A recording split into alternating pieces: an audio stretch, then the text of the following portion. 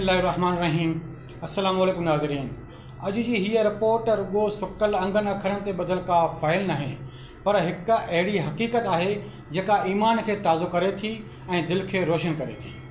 हीअ असांखे उन अज़ीम इल्मी विसे जी यादि ॾियारे थी जेका असांखे रसूल करीम सल्लल्लाहु अलैहि वसल्लम जे दर अक़दस खां मिली आहे। अल्लाह रब्बुल इज़्ज़त क़ुरान पाक में इल्म जे अज़मत खे बार बार बयानु फरमायो आहे।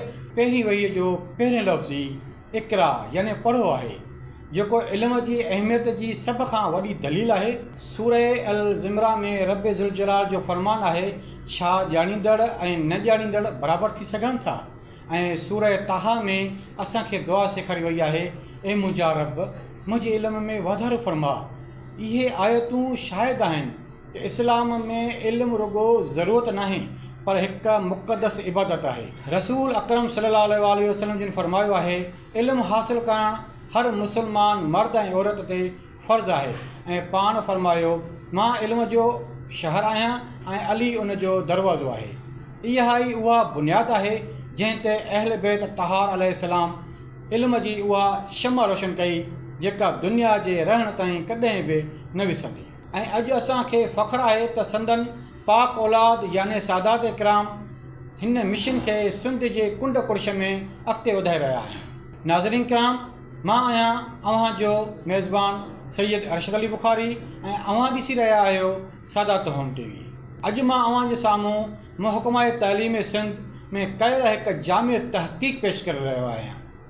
हीअ तहक़ीक़ साबित करे थी त सादात बिरादरीअ जा पुट ऐं न्याणियूं अॼु बि तालीमी क़यादत जा अहम मोर्चा संभाले रहिया आहिनि। जी हा, हेडमास्टर, प्रिंसिपल ऐं इंचार्ज तौरु इहे इल्म जी रोशनी फैलाए रहिया आहिनि।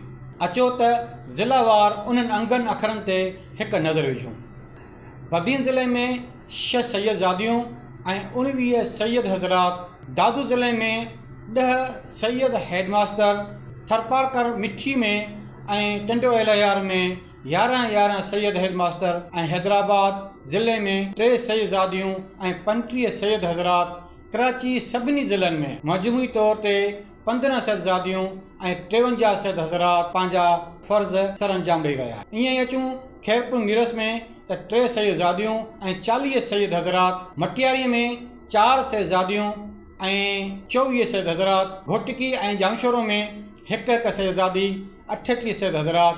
ईअं ई लाड़काणो में 3 सैयदज़ादियूं ऐं 28 सैयद हज़रात, नौशहरो फिरोज़ में 5 सैयदज़ादियूं ऐं 20 सैयद हज़रात, टंटो मोहम्मद खान में 4 सैयदज़ादियूं ऐं 18 सैयद हज़रात, जेकाबाद, कश्मीर कंदकोट ऐं कंबरशदा कोट में 7 सैयदज़ादियूं ऐं 32 सैयद हज़रात, सिरजावल ऐं सखर में 5 सैयदज़ादियूं ऐं 51 सैयद हज़रात, शहीद बेनज़ीराबाद 5 सैयदज़ादियूं ऐं 25 सैयद हज़रात, सांगड़ ऐं शिकारपुर में मजमूई तौर ते 49 सैयद हेडमास्टर, उमरकोट, ठट्टो ऐं मीरपुर ख़ास में 2 सैयदज़ादियूं ऐं 48 सैयद हज़रात बतौर हेडमास्टर पंहिंजी ड्यूटी सर अंजाम ॾेई रहिया आहिनि।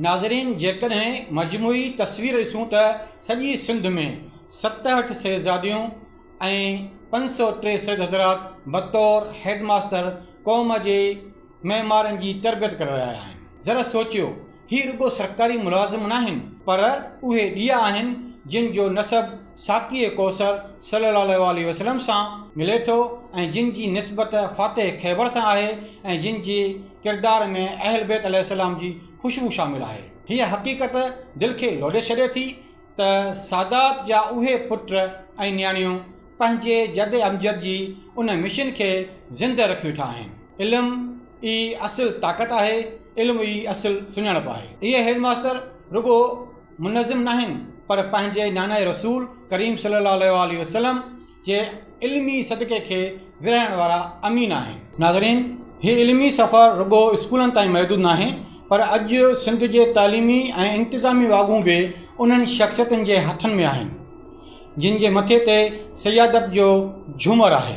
असां ॾिसूं था त तालीम खाते जा सरबराह सैयद सरदार अली शाह पंहिंजे फ़िक्री ऐं तालीमी बसीरत सां सूबे में इल्म जी शमा रोशन कयूं वेठा आहिनि, जॾहिं त सिंध जी मजमूई क़यादत ऐं इंतिज़ामी मामलनि जा अमीन वॾो वज़ीर सैयद मुराद अली शाह आहिनि जिन जी गवर्नेंस में सादात जी जफ़ाकशी निमाया आहे। सादात होम टीवी जे हिन प्लेटफॉर्म तां मां पंहिंजे उन्हनि ॿिन्ही अॻुवाननि जी तवजो हिन इल्मी मिशन ॾांहुं तवजो कराइणु चाहियां थो। असांखे उमेद आहे त ही ज़मीनी हक़ीक़तूं उन्हनि ताईं बि पहुचंदियूं ऐं हू सादात उस्तादनि जी हिन ख़ामोश पुरअज़म ख़िदमत खे साराहींदे अहिड़ा क़दम खणंदा जेके तालीम जे मयार खे वधीक बुलंद कनि। गॾोगॾु असां मुअदबाना गुज़ारिश करियूं था त सादात होम टीवी जहिड़े इल्मी ऐं समाजी प्लेटफॉर्मनि जी बि सरपरस्ती ऐं हौसला अफ़ज़ाई कई वञे त जीअं ही मुस्बत आवाज़ ऐं रसूल पाक सल्लल्लाहु अलैहि वसल्लम जो इल्मी मिशन वधीक असरात अंदाज़ में अवाम ताईं पहुची सघे। नाज़रीन किराम, अचो त असीं सभु हिन मिशन जो हिसो बणिजूं। जेकॾहिं अव्हां चाहियो था त अहिड़ियूं हक़ीक़तूं ऐं शऊर जाॻाइण वारा प्रोग्राम अव्हां ताईं पहुचंदा रहनि त हाणे ई सादात होम टीवीअ खे सर्च कयो, सब्सक्राइब कयो ऐं पैगाम हक़ खे शेयर करियो, छाकाणि त हीउ रुॻो हिकु चैनल नाहे, हिकु मिशन आहे, हिकु तहरीक आहे ऐं इल्म जी सघारी आवाज़ आहे। मां होसि अव्हां जो पंहिंजो मेज़बान सैयद अरशद अली बुखारी, इन दुआ सां मोकिलानी त अल्लाह असां सभिनी खे इल्म जी रोशनीअ में ज़िंदगी गुज़ारण जी तौफ़ीक़ अता फ़रमाए। आमीन सुम आमीन।